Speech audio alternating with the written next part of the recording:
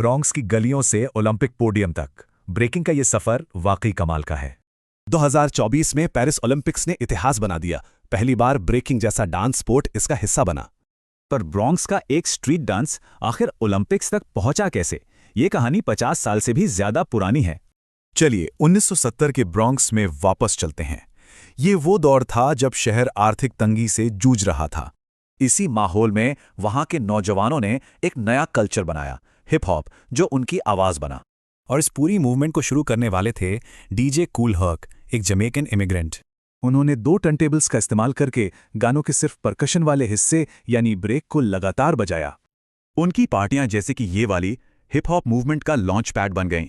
यहीं से सब शुरू हुआ। जो डांसर्स इन ब्रेक्स पर अपने बेस्ट मूव्स दिखाते, उन्हें बी बॉयज और बी गर्ल्स कहा जाने लगा।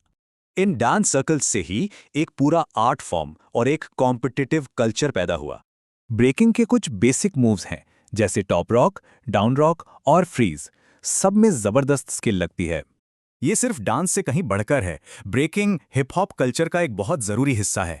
तो इस आर्ट फॉर्म को जज कैसे किया जाता है? ओलंपिक्स में 9 जजों का एक पैनल हर बैटल को स्कोर करता है।